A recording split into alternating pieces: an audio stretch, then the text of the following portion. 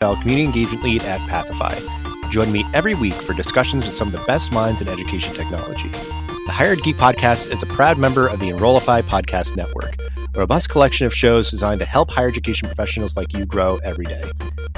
Explore all of our other shows at enrollify.org or check out some of my personal favorites linked in the show notes below. Enrollify is made possible by Element 451, the leading AI-powered all-in-one student engagement platform helping institutions create meaningful, personalized, and engaging interactions with students. Learn more at element451.com. I am excited for this episode because I feel like it'll be one of the ones where I learn as much as our audience does. This is an area that I feel like I kind of need to explore more. I'm just looking for ways to sort of expand the scope of the podcast as we're heading into this new year and new season. So I appreciate our guest, Nick, kind of joining us here. And if you want to start us off, as we always do, kind of introducing yourself, your background just generally, and then we'll get into more of the work that you're doing right now, kind of how you do it, why you do it, and all that good stuff. My name's Nick Dazé. Thanks for having me on. I think you could compress my at least career experience into a couple sentences just by saying I am a designer, both by training and at heart, and I love to build products for people. The more delightful and beautiful, the better. And I've spent my whole career in startups. In fact, I've either co-founded or been employee number 2 through 10 at most of the companies I've ever worked at in my career. A lot of people say, wow, that's really brave of you, or wow, that's unusual. And my standard response is that the secret is that I'm just unemployable, especially at a giant corporation. I don't do well in cubicles. I had one cubicle once in my life. So yes, I have chosen to play the giant open world game of starting companies from scratch. And my current company is called Heirloom. Heirloom is building radically better tools for people and for companies to manage their digital identity. And we can get into the specifics later, but that's it at a high level. Digital identity for the rest of us. Yeah, I mean, and that's something, because, there's a lot that goes into that, just sort of like like you're saying, sort of design, user experience and security and all that. So we'll cover as much of that as we can. I think, I guess as somebody who's like humble to a fault, I appreciate the humility of us, like, because some people are like, oh yeah, like I've started all these things and I'm like, got this ego or something. It's just like, I just don't think I would fit in many other places. And it's just like, oh, it's kind of refreshing, like self-awareness, I guess. Cause I feel like I've had the weird kind of trajectory of like going to progressively smaller organizations, like earlier in sort of their journey and everything. And it does feel like that's like, maybe if I had known better, I'd be in sort of a similar position as you, of just being like, oh, I always want to be sort of in the early stages. But like, so I mean, like obviously everything, if you want to kind of maybe give kind of the context around like the origins of Heirloom and talk a little bit more about the work that you're doing with you and your team there. My co-founder, Julian, who is a brilliant human being, and we've been collaborating on a number of products over the course of the last 12 or so years. When you find someone you work you collaborate really well with professionally, it can be a very, very special relationship, and I'm really, really grateful for my partnership with Julian. And Julian is just a genius computer science software engineering guy. And he's been fascinated by blockchains as a technology pretty much since they came out. And by came out, I mean the Bitcoin white paper was written in 2008, 2009. So this is all pretty new for civilization. And most people know of blockchains as the underlying technology of cryptocurrencies like Bitcoin. And while currency is a very important part of our world, it's a very important technology. Julian and I have been talking for years about how blockchains can be used to solve other problems other than financial problems. The challenges of our civilization is one of identity. We are a social species of primate that really cares about telling the difference between Dustin and Nick in a conversation. And we have a lot of software. We've a few billion years of software in our brains that help us keep track of the people that are important to us. in very subtle and powerful ways that are very hard to replicate in software, right? Think about someone you love, let's say your mother, right?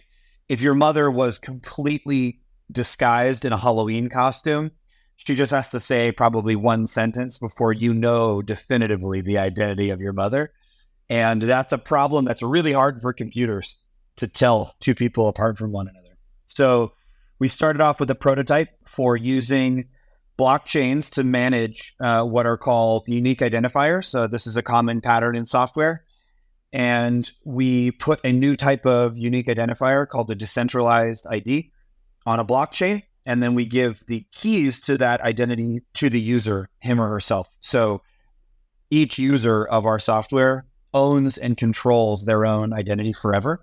And it is portable and usable even off of our platform. And that's, I think, one of the first big paradigm shifts of what we're doing, is that we're not trying to trap you in some sort of walled garden and siphon off as much information about you as possible. In fact, we're trying to give each and every person on the earth their own toolkit that's totally useful and totally usable to go out and be themselves on the internet in a true and authentic and safe way. And that's it's simple. Maybe I just said that very, very simply. I hope I did, but that's technologically insanely difficult. And we're doing some really exciting things in that space. Our initial traction has been theoretical technologies like, that's cool. What are you going to use it for, right? And we've explored a lot of different use cases, but one that we are particularly interested in and excited about, and where we have some very exciting and prestigious early customers, is in education. And we can deep dive on that later. I've been talking a bit too long, so I'll pause. No, yeah. I mean, it's good to kind of know just like the context of the world that even sort of begets something like this being able to exist in a sort of really robust way. Because I think like it makes me think even, how you're saying like blockchain as a technology, most people know it through currency like Bitcoin and everything. And then I was thinking of like, okay, well, yeah, like take that technology and the idea that like something like a Apple Wallet or something, again, first and foremost was sort of used for currency and those kind of transactions. Like, what if, like, to me, what was resonating with me is like, if you could have identity management sort of things like prove who you are in, as many instances as possible, be as easy now as it is to like pay for things where it's just like, yeah, you just bump your phone and it just like, yep, it knows that my money's over here. It should go over here and this amount. And like, that it's supposed to, like, that's like a, approved transaction or whatever, like that idea of like, we have figured that out. And it's sort of, to me, and I guess it's just the idea of seeing kind of the, the power and the place of these tools in our lives and society, is the idea of like good technology helps like get things out of the way. The idea of like, if you could prove your identity, then it'll be just things like be more seamless, especially in digital spaces and everything. So I don't know. My mind is clearly kind of racing now with kind of like thinking about it. And I think, I think it's too, like, I appreciate, and maybe this can just be the kind of brief follow-up that you can speak to a little bit, is the idea that like, there has, I think, been this sort of dilemma in digital spaces of like, should people be able to just be anonymous, make up your username and do whatever? Or should people like have to kind of like be themselves in these spaces as well? Like, is that something that kind of was like something that you've thought about or kind of influenced the way that you kind of shaped this? Yeah, absolutely. So a couple things there that I want to remark upon. There's the Apple Wallet analogy, and then there's also this strongly proven identity versus anonymity, and are these value propositions mutually exclusive on the internet? I think the first one I can speak about very briefly. I'm glad you brought up Apple Wallet, because many people use Apple Wallet or Google Wallet, and they're so used to just, blooping at the cash register at the grocery store, they don't even think about it anymore. And it's great. It's brought it's removed a lot of friction from transacting in the world. And if you think about it, if you had a physical credit card or debit card in your wallet, you might hesitate, but you could take it out of your wallet and hand it to, let's say, someone you trust, right? You're on a road trip with a friend. They need to go buy a bottle of water. They forgot their wallet. Here, take my credit card, go buy a bottle of water. I'm watching you walk into the gas station. you might hesitate rationally, but you would do it, right? You really can't do that with that same credit card or debit card on your smartphone, right? Because it uses biometric authentication. It uses Face ID or Touch ID. So even if you wanted to give your friend your phone, you'd have to give them your root level password, which you probably shouldn't do even if they're your best friend. So it kind of goes to show how even the Apple Wallet use case has gotten more secure, even as it's gotten more useful and as friction's been removed from the system. And we think of ourselves as Apple Wallet for everything else, right? For your identity. And there are a ton of use cases where we could all benefit from tapping and doing a Face ID scan or tapping and doing a fingerprint scan on your phone and securely blooping your identity or credentials about who you are or what you're good at or what you're authorized to do, what job you work, what school you went to, et cetera, and making that interaction as frictionless as making the bloop to buy a bottle of water at the gas station. So you hit the nail on the head. We think a lot about NFC payment technologies like Apple Wallet at Heirloom. We think about it a lot. And I think it paves the way to a great frictionless user experience. On the point of anonymity versus verified authenticity, I don't think they're mutually exclusive. I think there are use cases where both are appropriate on the internet. But I think it's no accident that early on in the life cycle of the internet, there was proliferation of these anonymous or pseudonymous use cases on the internet, right? Signing on to Usenet and trading stock tips or cookie recipes or comic book collectors tips, right, with one another. And it doesn't matter. Nobody needs to know my name, right? They don't even know where I live. I think as the internet's absorbed a more foundational stack and higher and higher value transactions have become digital, it's kind of necessitated strong authenticity and identity. I mean, case in point, tapping to pay for something. That is a much higher level of authenticity that you need. You obviously don't want Dustin accidentally or on purpose using Nick's credit card to buy something. That would not be cool unless I give you permission in some way. And so even something as simple as buying a bottle of water digitally needs a higher level of authenticity. Our view is that there's this whole ocean of transactions that are orders of magnitude more valuable than buying a bottle of water at a gas station, that are going to need orders of magnitude better identity technologies to make them truly frictionless and digital. And I'm thinking about everything from applying to grad school to buying a house to applying for citizenship somewhere. These are all workflows that could all benefit from being much more digital than they currently are. But the barriers to those things becoming digital are not technological, right? You could apply for citizenship in Ireland or buy a $2 million house if you had the money, or apply to Berkeley for a master's program in psychology. You could do all of those things in milliseconds digitally if the counterparty agreed to it, right? There's nothing in the laws of physics that says you can't send $2 million to a seller or send all the data to an admissions reviewer at Berkeley and then get an instant algorithmic decision. But we don't do those things that fast because those things are very high value, either economic value or reputational value. And gatekeepers need to put certain guards and guardrails in place to make sure that someone isn't lying on their application to grad school at Berkeley, or someone isn't paying for a $2 million house with like drug money or something like that, right? There are all these reasons, legitimate or illegitimate, depending on your worldview, that we are adding friction to the ecosystem deliberately. And so I think we still may have artificial friction in those workflows in the future as a choice of systems design to make sure that there are guardrails in place. But today, a lot of those transactions couldn't even happen digitally if you wanted them to. because various bottlenecks exist in the system that are usually related to proving the identity of the counterparty. If your email address is your name at gmail.com and your password is 12345, that's not a strong enough filter for you to buy a house or apply to grad school, unfortunately. We're trying to pave a path for a better way to do things.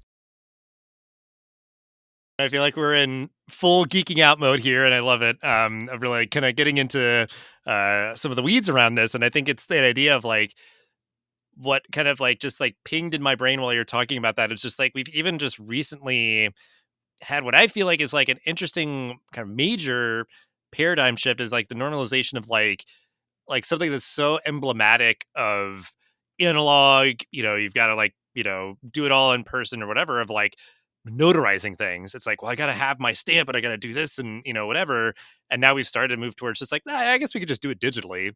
And like, that feels like a pretty big clicking of just sort of like, we're all just going to agree and accept that it like, we can have sort of a even digital paper trail of saying this person checked this and verifies it and whatever. Like, and that idea that like, yeah, like we are just, year after year getting to that point that you're sort of talking about and obviously like working day to day on and just so kind of immersed in is that yeah, like I don't know. Yeah, it's just becoming so much more normal where you would maybe think 10 years ago, it's like digital notaries, like what kind of scam is that? It's like, no, again, like you said, like there's the tools and sort of things in place that we're just sort of building this up now. And certainly, higher education is one of those instances where it's, these venerable institutions that have operated and had systems in place and, ways of kind of validating and verifying things for a very long time. And it's one of those areas where, you see a lot of things like, proctoring software for exams or, just other things that are kind of tracking and monitoring and making sure that people are who they say they are and are doing what they need to do the way that they should be doing it to be like, okay, like our reputation is maintained that like this person actually did take this exam and got the grade and has got the degree and all that. And, you mentioned that education is certainly an area where you've seen a pretty clear use case, and I'm sure people are kind of starting to connect the dots as well. So I think if you want to speak to kind of how all of this is sort of manifesting in the education ecosystem from your point of view. Strategically, I hope it's pretty clear what we're doing in education. Education credentials are have been for hundreds of years a very valuable and important cornerstone of your identity at least or especially in a professional context, right? If I hire you to be an accountant at my company, right, you'd better have a CPA license. I really like you to have a finance degree from somewhere somewhat reputable. That doesn't mean you can't do the job if you don't have those things. It just means that those are important guardrails on a kind of a big civilizational system, right? And so how do you prove that you have those things? You usually produce papers or you give relevant contact information of counterparties that can vouch for you, right? And I don't mean, your cousin Dave. I mean like the little old lady that works at the registrar's office at your university, which, if someone's hiring you and they want to check, right, they can call the little old lady at the registrar's office and they can pull a transcript and they can pay a fee and that can be faxed to them. I mean, God, what year is it? But like, this is something you can do today, something many companies do today to prove that we're going to hire Dustin. We're going to pay him a lot of money. He's brilliant. He's going to really move the needle for our business. And let's just double check a few things in the workflow of us onboarding Dustin in this role. And these systems are still very analog and very inefficient for many, many reasons. And so we are focused on education, particularly higher ed, because we think it's a win-win situation. It's a win for us in that we can help show the world a very clear use case where if we use our technologies, we can use blockchains, we can use decentralized identifiers, we can use cryptographic, and we can do all of those things in a very user-friendly way.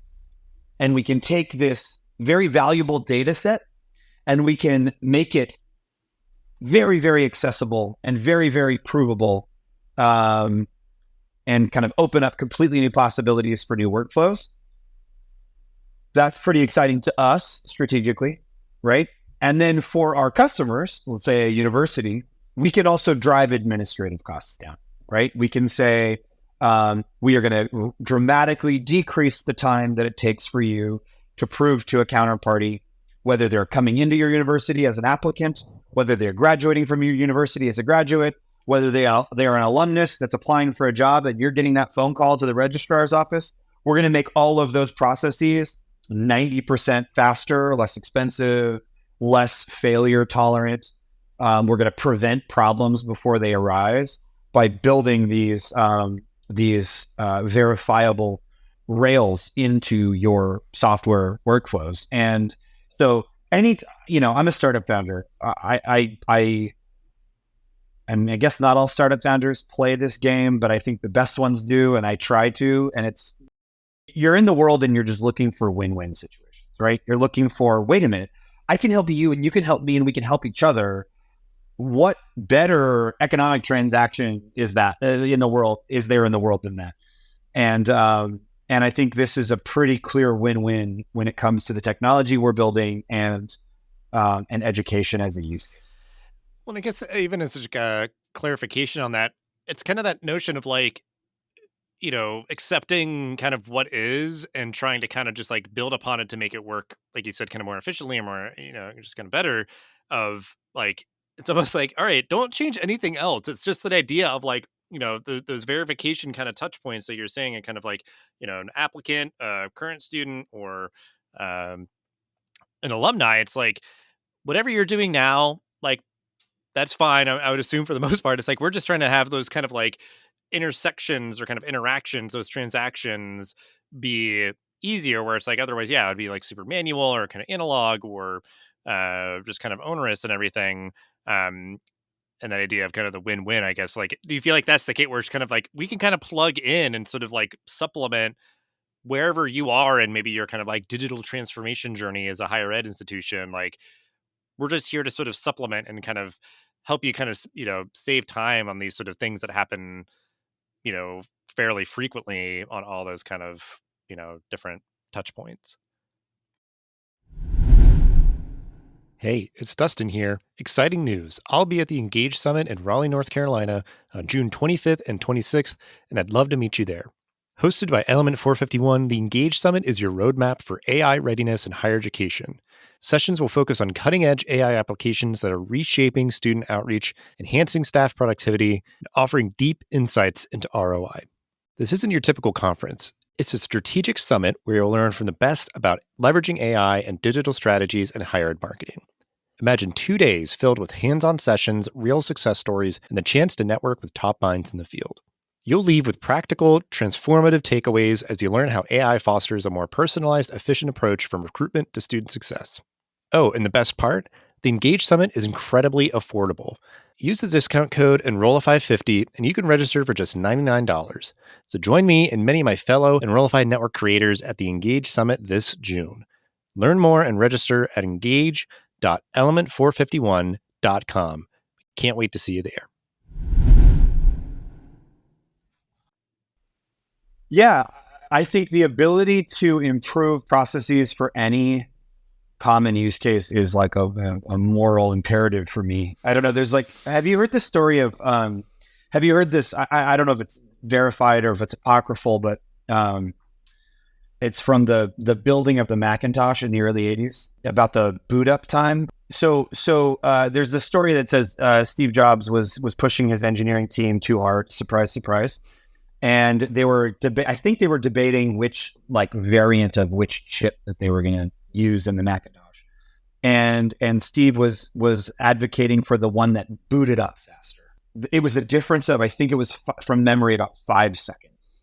And the engineers were going like, it's good enough, man. Like, get off our back. There's other stuff we can focus on.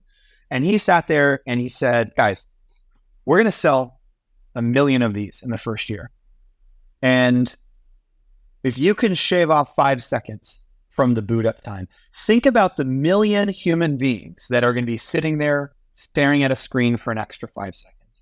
You may not think that sounds like a big trade-off, but if you add that up, he was like, that's whatever. millions of seconds. That's hours of people's lives. That's like, at scale, we're talking about lifetimes, human lifetimes that are being spent screen. So why wouldn't we do whatever we can to make it faster? Because these are people's lives we're talking about. These people's time we're talking about. That was probably a bit orthogonal to your question or your point, but like, I think it's an important story as to like why we should be pushing hard to make these processes and these systems better, because any opportunity to improve the trustworthiness of a counterparty, to decrease the time it takes to transact online, we are opening up new possibilities. We're opening up new doors, and we are doing our customers and our users right by respecting their time and giving it back to them and allowing them to live their lives, right? Something we also talk about a lot at Heirloom is we're biased. We're all biased. I know Dustin, you're in the software industry as well, aren't you? Mm-hmm. We're all biased, right? We're focused on our beautiful little product that we're pouring our days and our weeks and our months and our years into. It's our whole world. Why wouldn't everyone be as enamored in it or with it as you are? But when you shift the frame of my users, my customers are not waking up every day to use Heirloom's software. They're waking up every day to, give their kids a kiss good morning and drink a great cup of coffee and catch up with a loved one or a close friend, garden or play pickleball or whatever they do that gives them joy in life. And if we can make the middle pieces, right, the intermediary pieces of that journey in their day more delightful, faster, lower friction, so that they can get to the pickleball game or the cup of coffee or the phone call with a loved one or the viewing of a great film, if they can do that and focus on that instead of spending 7 hours applying for grad school or spend 3 weeks filling out paperwork to apply for the mortgage for their first house, or right on and on and on. You see where I'm going with this. Mm-hmm. I think that's a moral good, and that's what I'm really focused on. That's what I'm really focused on doing for the world. Yeah, and I mean, and it is like important because I think that's like definitely the moment I think higher ed is in, and I think we're just like hopping around a little bit with some of the questions, like the impact where institutions are going to need to have to do more with less, and I think that's been the story for so long, but I think it just keeps compounding of like, well, now you have to do even more with even less, and like try to find any of those sort of process improvements and just efficiencies, and I mean even just like for the principle of like you're saying, like kind of just the delight of like doing these things where we all have to do them, nobody wants to do them, but if it's just like, oh my gosh, that was way easier than I thought it was going to be. But I guess with all of that, like the impact being so powerful that you are achieving, that you're hoping to achieve with as many sort of partners as possible, like my kind of question that I think I wasn't as clear about before is the idea of like how hard is it to sort of like get an institution there, because I think they would probably like that would resonate with them. But that sort of implementation and maybe like the paradigm shift where it's like, I guess in my head, it would be like you can, wherever they are in their journey as an institution with leveraging different digital tools or whatever else, like it seems as though to me, like you could just kind of help sort of supplement and be like, yeah, you could be the most innovative digital enhanced institution or someone else that's kind of early in their journey with digital transformation, but recognizes the importance of this part of the equation. Like, how have you seen that sort of like dynamic play out of sort of the implementation, the sort of like how you plug in with an institution? Because I think that's always kind of like, just where the rubber meets the road, like the really important thing. Yeah. I see what you're saying. I mean, may I say back to you what I think you're saying, just so we're clear? How hard is it to sell to universities? And why? Is that what you're kind of asking? In a sense, yeah, because it feels like it was always one of those things like you're saying where like we're in love with the products that we're making, but then it's like, well, this institution just wants to create a better user experience for their bit. Like they don't necessarily care like what tool they're using to get there or whatever. Like, so I think on that side of the equation, because you kind of made the impact, the outcome for students and like staff and everything pretty clear. I'm just curious because that's always something that I think about a lot is like, it could be the greatest thing in the world, but then it's really hard to implement and people are like, oh, it's not even worth it.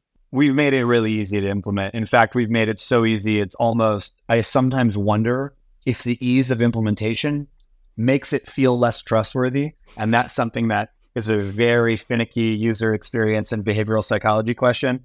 that if you want to talk about later, we can talk a long time about. But our switching costs or our implementation costs are virtually zero.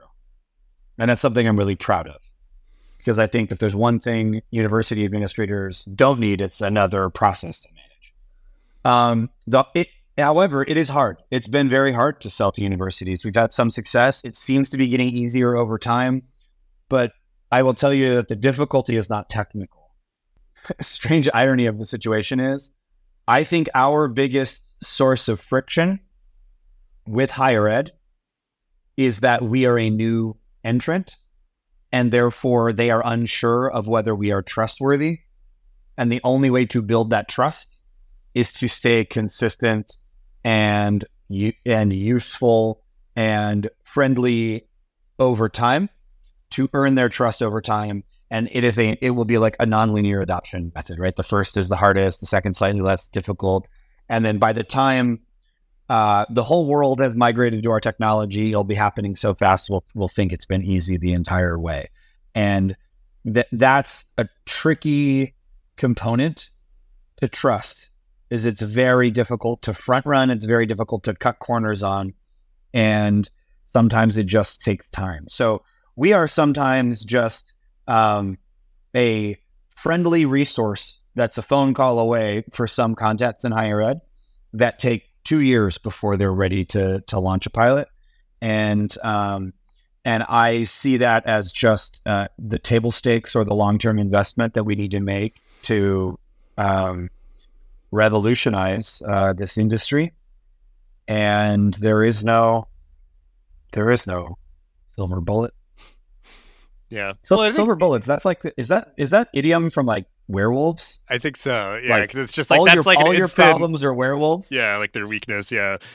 Cause and I appreciate that recognition. Cause I guess it's like my brain always goes to sort of like, getting excited and seeing the value of like all these different things. And then it's just sort of like, I kind of immediately go to like, okay, like the change management or like how we're sort of like, incorporating this. Cause I think that's just, sometimes where like there's a lot of kind of razzle dazzle and sizzle about the, bright, shiny new thing. And we're just talking about like, oh, it's going to change the world. Especially like, I think it's seemingly kind of like level out or kind of balance a little bit. But like AI has kind of had that, had that tendency at times where it's just like, AI, you just use that word. It's just a buzzword. It's going to change the world. And we don't even need to really explain ourselves or think about how we're actually going to do it or something. So like, I think that it's good, I guess, that recognition, that awareness that you have and trying to kind of like, kind of walk in tandem with like higher education as they sort of get towards like where you hope that they go. And that's kind of like one of my final questions here is like how you see this work sort of evolving in the future. And I think that's part of it is just like you said, sort of like normalizing this concept or this sort of practice of being able to show your work more and all that kind of stuff. And like you said, it'd be kind of a overnight success years in the making sort of situation, maybe, of just like higher education just immediately having this sort of like, oh, okay, like we sort of, get it now. But I guess just whether it's higher education or just sort of writ large, the work that you're doing, how do you see it evolving in the future, like the near future? Ooh, near future is a little more linear. I mean, the distant future is, I think everyone just wants to be telekinetic. I think everyone just wants to have the thought that they want a cup of coffee, or they want the temperature in the room to be a little warmer, or the lights to be a little cooler, or their friend to be on the other end of the line, or the gift that they were supposed to buy for a loved one is on its way and will be delivered to your doorstep tomorrow. And I think that's the way humans have always been, right? Going back to the time of water-powered mills, right? And I think we're both closer than ever before, but farther away but still very far away. And what I mean by that is, let's stay focused on higher ed, right? My vision of the future is a world in which a young person can apply, do all the paperwork to apply to their dream school in milliseconds. And they can spend the bulk of their time on the stuff that really differentiates them. Let's say the original essay or the interview with an alumni panel or something like that. and then they can get into their school and they can walk on campus and they can access the dorm that they've been put in. They can walk into their first classroom and take attendance instantaneously. They can submit their coursework instantaneously and can carry with them a proof of their academic excellence throughout that journey. That's not only relevant in that moment, but that's relevant in the future to employers. They can sign into the Wi-Fi on campus securely. They can walk into a football game instantaneously and securely that they have the right to access to. They can, the day they turn 21, go get a celebratory beer without getting shaken down by the bouncer, right? That they can move through their life with the frictionlessness that we imagine, that in our imaginations we afford to Professor X or Jean Grey from the X-Men, who were, for those of you that aren't nerds, telekinetic mutants in the Marvel comics, and that's all we really want to be. But that same workflow I just described today, even today in 2023, with all the technology we have and AI and all this stuff, it is still filling out forms and taking out badges and waiting in lines and swiping and scanning and proving and disproving. It's a lot. It's a lot of friction that's added to the economy. It's a lot of friction that's added to the academic experience. And I see a future where we are all able to access the places, physical and digital, that we have the right to access with zero friction, so that we can live our best lives, have that celebratory beer on the birthday, have that great phone call, watch that great movie, take that great trip. The things that we really look forward to ahead of time and look fondly back on in our memories. I think that's the stuff that life is made of, and it's not the little administrative BS in between. So let's get rid of the administrative BS. Yeah.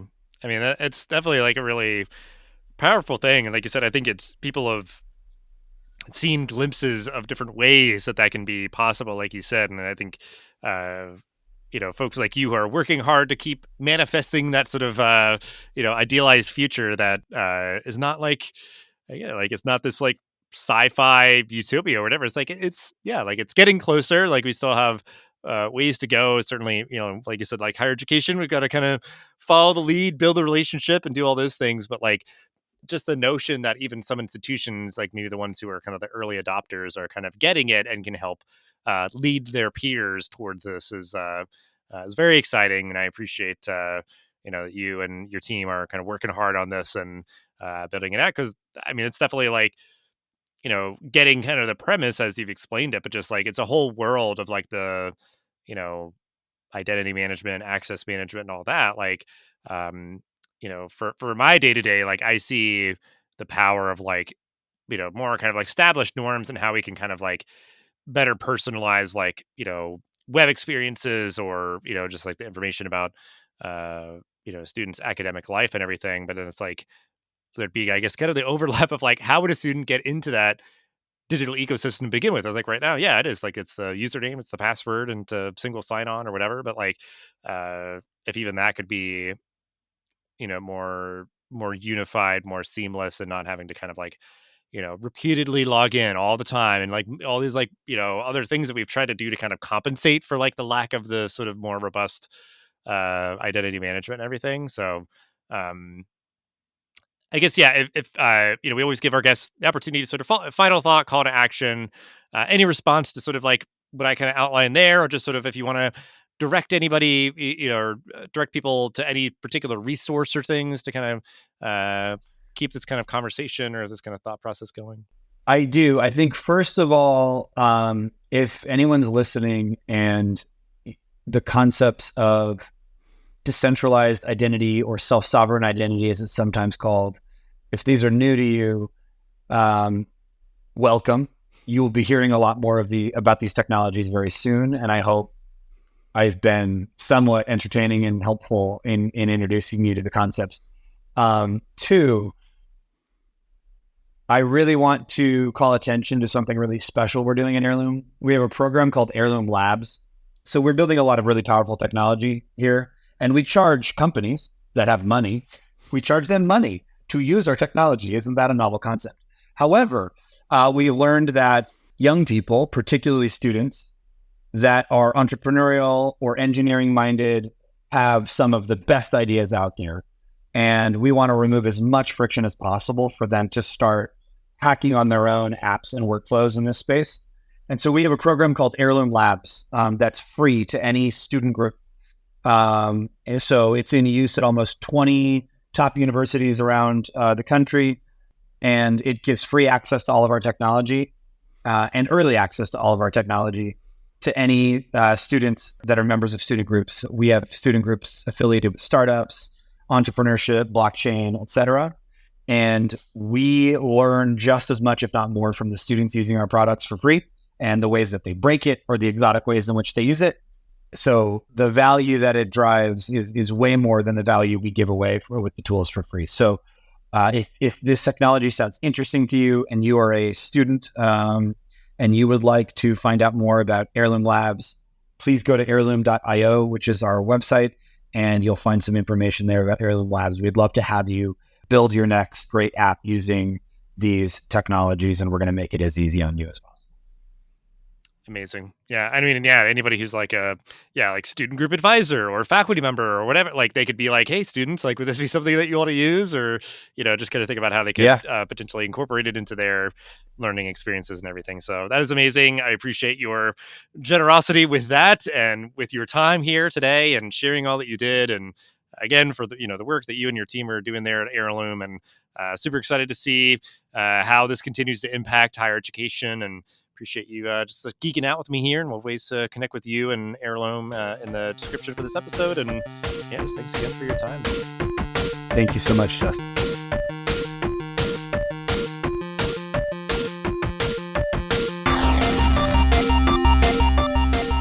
The Hired Geek Podcast is a part of the Enrollify Podcast Network.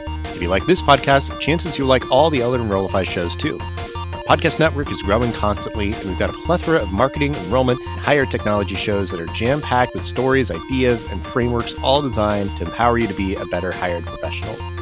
Our shows help you find your next big idea and feature a selection of the industry's best as your host. Learn from people like Jamie Hunt, Seth Odell, Dave Kibbolds, and Eddie Francis, as well as so many other of your favorite leaders in higher education. Enrollify is made possible by the support of Element 451, a leading AI-powered, all-in-one student engagement platform helping institutions create meaningful, personalized, engaging interactions with students. Learn more at element451.com.